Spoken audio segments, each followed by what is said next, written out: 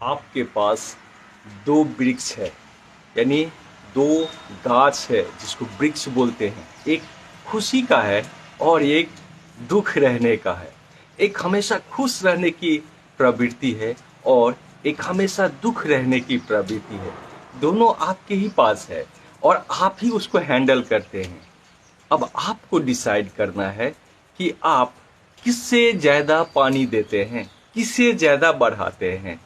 दोनों आपके ही पास है और दोनों को आप ही हैंडल कर रहे हैं, दोनों को आप ही चला रहे हैं, दोनों को आप ही पाल पोस रहे हैं।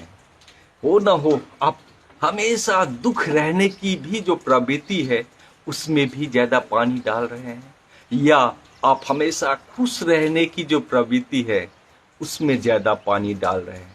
जिसमें ज्यादा आप पानी डालेंगे, जिसको जितना महत्व देंगे, जिसको जितना समय देंगे, वो उतना ही बढ़ेगा। आपकी मेंटेलिटी डिपेंड करती है कि आप पानी किस में दे रहे हैं। आप क्या हमेशा खुशी रहने में ही पानी देते हैं? आप बोलेंगे नहीं, मेरे जीवन में तो दुख ही दुख भरा है, खुश तो कहीं भी नहीं देख रहा हूं, तो क्या करूं, उसी को पानी देना पड़ता है।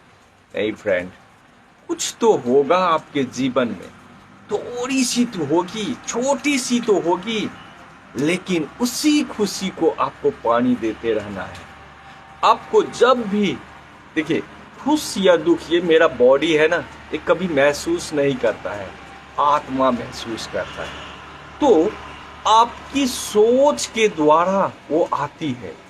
जब आपकी सोच से वो खुशी और दुख दोनों आती है, जैसे कैसे, एक मिनट अभी आप दुख में, चिंता में भरे हुए हैं, अचानक से कुछ चीज ऐसा याद आ जाता है, या खुश हो जाते हैं। क्यों? आपकी सोच के कारण से। तो जो सोच आपको खुश रखता है, आप उसी सोच के साथ रहिए ना, आप उसी सोच के साथ हमेशा चलते रहिए ना। जीवन में देखिए, कुछ आप अगर मांगते हैं, कुछ आपकी अगर डिमांड है, अगर कुछ करना चाहते हैं, नौकरी नहीं मिली है, फैमिली की तनख्वाह कम हो गई है, बिजनेस नहीं चल रहा है, बच्चे नौकरी नहीं कर रहा है, बच्चे ने तो पढ़ाई कर लिया है, नौकरी नहीं हो पाई है। अगर आपके पास नौकरी हो गई है तो आप बोलते नहीं, मेरे पास गाड़ी नहीं है, मैं इसलिए दुखी रहता हूँ, काश एक गाड़ी हो जाता है। कभी आप बोलते हैं कि नहीं, मेरा अपना घर नहीं है, क्या मैं अपना घर हो जाने से खुश हो जाता।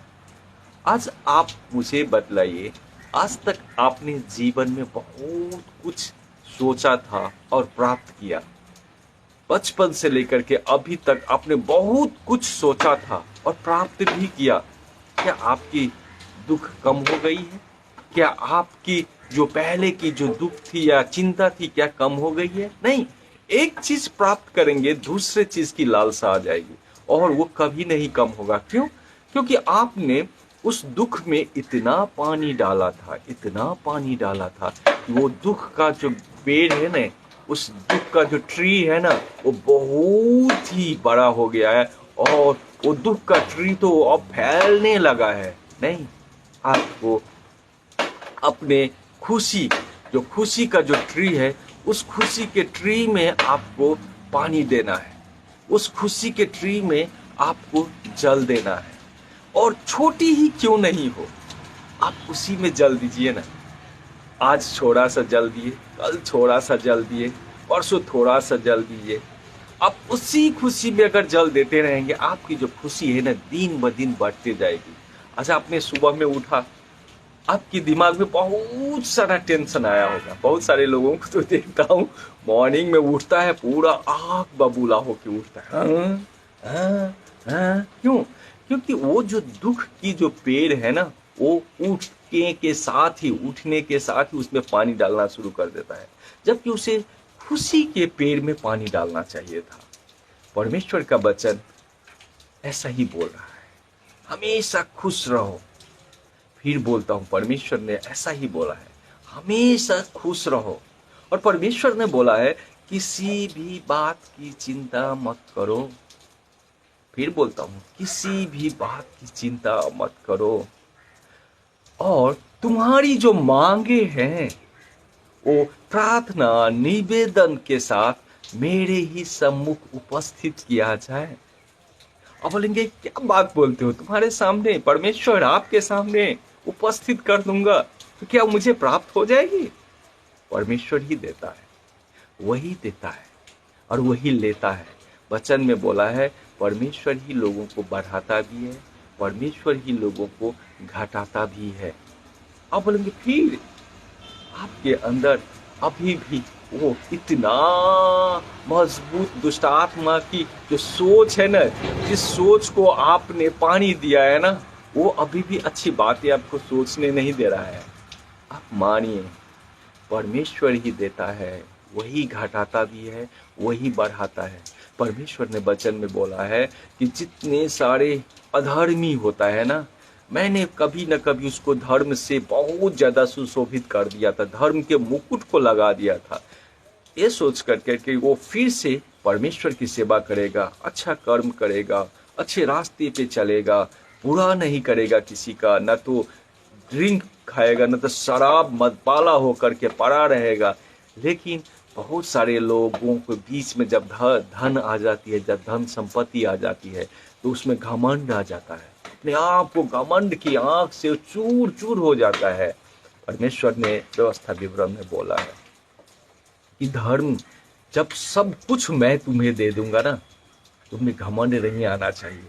और जब ये आ जाता है ना, तो परमेश्वर वचन में बोला है कि मैं उसके पास जो कुछ भी दिया था ना, वहां से निकाल करके जो धर्मी व्यक्ति है, जो धर्म के रास्ते पे चलता है, जो लोगों के साथ अच्छे से पेश आता है, जो अपने पड़ोसी को अपने समान जानता है, उसकी बुराई नहीं करता है, उसकी भलाई में हमेशा साथ देता है, उसके लिए अच्छा सोचता है, जो अपने दोस्तों के लिए अच्छा सोचता है, उसके लिए प्रार्थना करता है, जो अपने घर परिवार में अपने वाइफ के साथ अच्छा रिलेशन रखता है, उससे प्यार करता है, अपने हस्बैंड के साथ अच्छा रिलेशन रखता है, जो बच्चे का केयर अच्छा से करता है, जो अपने माँ बाप की सेवा अच्छा से करता है, उसकी हमेशा ख्याल रखती है, वो कैसा खाएगा, क्या पिएगा। अब वो बुढ़ापे में आ गई है, उसे खुद पता नहीं रहता है कि मैं किस तरह से कपड़ा लगाऊं, ऐसे ही मैले कुचले हुए कपड़ा लगा के चलता है, क्योंकि उसे साफ करने को शक्ति भी नहीं है।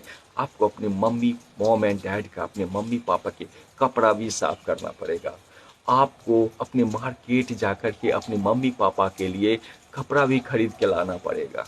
तब आप मुझे एक बात बताइए, आपकी मॉम एंड डैड अगर ओवर 80 है या 75 ईयर्स ओल्ड हो गई है, 75 साल से ऊपर हो गई है, आपने पहली बार अपने मॉम एंड डैड के लिए कब कपड़ा खरीद के लाया था? याद है? याद कीजिए, अगर नहीं है खरीद के दीजिए, क्योंकि उन लोगों की अब उम्र हो गई है, वो लोग खुद से कपड़ा परचेज नहीं कर सकता है, नहीं खरीद सकता है, अपने बारे में नहीं सोच सकता है बेटर। वो लोग सोचता है ठीक है, मेरे में अब वो शक्ति नहीं है साफ करने का। कभी आपने अपने मॉम एंड डैड की कपड़ा को साफ किया है? कभी आपने सोचा है कि मेरी मॉम एंड डैड भी हीरो की तरह दिखना चाहिए, मेरी मम्मी एक एक बढ़िया दिखना चाहिए, मेरे पापा की कपड़े अच्छा होना चाहिए, मेरे पापा चले तो ऐसा होना चाहिए? कभी आपके विषय में भी आपके पापा ने ऐसा ही सोचा था, मेरे बच्चे का कपड़ा अच्छा होना चाहिए, मेरे बच्चे की ये अच्छा चोर होना चाहिए, वो अच्छा होना चाहिए? वही अब आपकी बारी है। जब आप इस तरह के धर्म के रास्ते पे चलेंगे ना, परमेश्वर ने बोला है कि वो जो अधर्मी का धन है ना, धर्मी के यहाँ पे ट्रांसफर किया जा रहा है। अब बोलेंगे यूं ही ट्रांसफर हो जाएगा, यूं ही मुझे धन मिल जाएगा? नहीं मिलेगा ना। अभी जो परमेश्वर ने वचन में बोला है ना कि अपने मॉम एंड डैड की सेवा करो, उसकी, परमेश्वर ने तो इवन ये भी बोला है, जो अपने मॉम एंड डैड की सेवा नहीं करता है, उसे गाली करता है, उसे मारता है, उसको अगर स्लैपिंग करता है, परमेश्वर बोला है मैं उसे मार दूंगा। प्रभु यीशु बोला है कि जो भी अपने मम्मी एंड पापा को अगर मारता है, क्लियरली वचन में व्यवस्था विवरण में लिखा है, मैं उसे मारूंगा। इसलिए जब आप धर्म की रास्ते पे चलेंगे ना, परमेश्वर अधर्मी का जो धन है ना, आपके यहाँ पे ट्रांसमिट कर देगा, आपके यहाँ पे ले आएगा। आप बोलेंगे तो करना क्या है?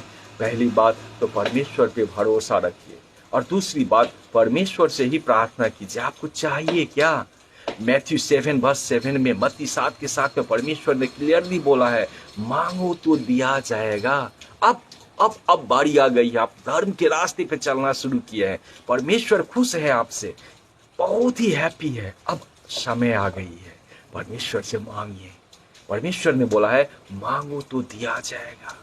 जब आप मांगेंगे परमेश्वर से, यस परमेश्वर मुझे ये चाहिए, मुझे वो चाहिए, परमेश्वर ने बोला है कि जब तुम मांगोगे ना तो ये मान के चलो। जब मरकुस 11 वर्स 22 में जाएंगे, मार्क 11 वर्स 22 के बुक में परमेश्वर ने पवित्र बाइबल में क्लियरली बोल दिया है, प्रभु यीशु ने, मांगो तो दिया जाएगा। मैथ्यू 7 वर्स 7 में बोला है।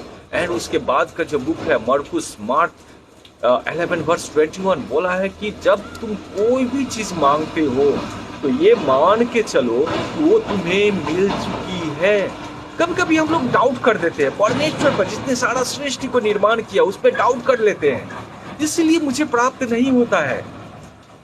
जब आप मांगते हैं तो ये मान के चले कि वो मुझे प्राप्त हो चुकी है। अब उस तरह का जीना शुरू कर दे। अब जब सेकेंड किंग के बुक में जाएंगे, एलिया बोल करके एक लोग था, उसने तो बोला, वो एक प्रॉफिट था, उसने लोगों को बोला कि बादल कहीं भी नहीं दिख रहा था, बहुत सालों से पानी भी नहीं हो रहा था। और सेकेंड किंग 3 के चैप्टर में आप जाएंगे 16-17 में, वहां पे एलिया ने बोला कि जाओ कुआं खोदना शुरू कर दो। लोग ये भी बोल सकता था, अरे एलिया आप क्या बोल रहे हैं, बारिश होने वाली नहीं है, फसल नहीं हुई है, और आप बोल रहे हैं कि कुआं खोदना शुरू कर दो क्योंकि वहां पे पानी जमा होगा। क्या बातें कर रहे हो। आज अगर लोगों को बोलता तो ऐसा ही होता है, लेकिन एलिया की बातें को मान करके वो सारे लोगों ने कुआं को खूना और परमेश्वर ने मेघ बरसाया, जहां नहीं होने वाला था सारा कुआं पानी से भर गया। पीने के लिए पानी उस जमाने में वही था, सिंचाई के लिए वही था, सब कुछ वही था। इसलिए आज आप अपने जीवन में जो भी चीज मांगते हैं ना, अभी आपने बोला है ना मेरे पास घर नहीं है, आप अपने घर का लेआउट बनाना शुरू कर दीजिए। आप अपने घर में हमेशा चर्चा कीजिए, मेरा घर ऐसा होगा, अगर मैं ये बनाऊंगा तो ऐसा होगा, अगर मैं इस घर का रूम यहाँ पे रखना है, किचन यहाँ पे रखना है, बरामदा यहाँ पे रखना है। प्रार्थना करते रहिए और परमेश्वर को धन्यवाद देते रहिए। वंस जब आपने परमेश्वर से मांगा है ना, उसके बाद परमेश्वर को धन्यवाद दीजिए। थैंक यू लॉर्ड जीसस, आपने जो बोला था वो यस मुझे मिलेगा। मैं पूर्ण विश्वास रखता हूँ, उसमें आप पे पूरा विश्वास है कि वो मुझे मिलेगा। परमेश्वर ने बोला है कि उस रास्ते पे आप चलते जाएंगे और परमेश्वर ही आपके अंदर वो इच्छा शक्ति पैदा करेगा और वो आत्मा देगा, जो आत्मा आपको बोलेगा यस हमें घर बनाने के लिए कुछ काम भी करना है, यस मुझे ये नौकरी करनी है, ये बिजनेस करनी है। आपकी जो जिंदगी, जो पहले आप दुख वाले आत्मा का, दुख वाले सोच का, हमेशा दुख रहने वाले सोच का जो पानी देते थे ना, अब आप परमेश्वर आपके अंदर ऐसा आत्मा डालेगा, हमेशा खुश रहने वाली आत्मा को पानी डालेंगे। जब आप खुश रहने वाली आत्मा को पानी डालेंगे, वहीं से आपकी सोच चेंज होगी और नए सोच आएगा, नई थिंकिंग आएगी। नई सोच, नई थिंकिंग बोलेगा ये बिजनेस करो, ये नौकरी करो, वैसे करो, वैसे करो, और ये देखेंगे आपका घर भी हो जाएगा। गाड़ी नहीं है ना आपके घर में, आप गैरेज बनाना शुरू कर दीजिए, गैरेज रखने के लिए शुरू कर दीजिए, आपको गाड़ी मिलना शुरू हो जाएगा। ऐसा ही होता है। अब आपकी नौकरी नहीं है ना, परमेश्वर ने बोला है मांगो और उस तरह से जीना शुरू करो। आप डॉक्टर, इंजीनियर बनना चाहते हैं ना, आप मान लीजिए कि यस, और ऐसा ही जीना शुरू कर दीजिए। ऑटोमेटिकली आप में थिंकिंग आएगा, अरे ये प्राप्त करने के लिए कौन सी बुक पढ़े, कौन कितने घंटे की बुक पढ़े, क्या सिलेबस है, कैसा है, सब कुछ वो आपके अंदर जब पवित्र आत्मा आएगा ना, आपकी थिंकिंग ही चेंज हो जाएगी।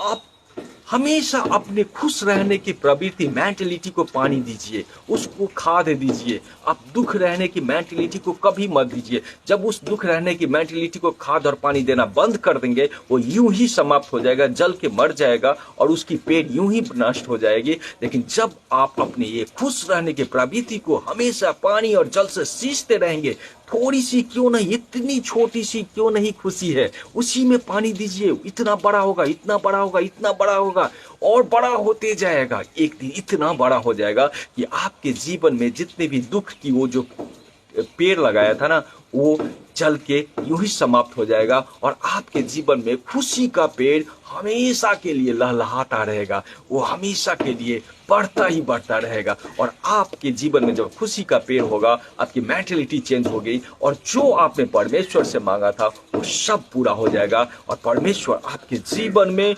खुशियां देगी। वो सारा कुछ जो आपके चाहिए वो दे दी जाएगी, परमेश्वर ने बोला है। आमीन, हालेलुया।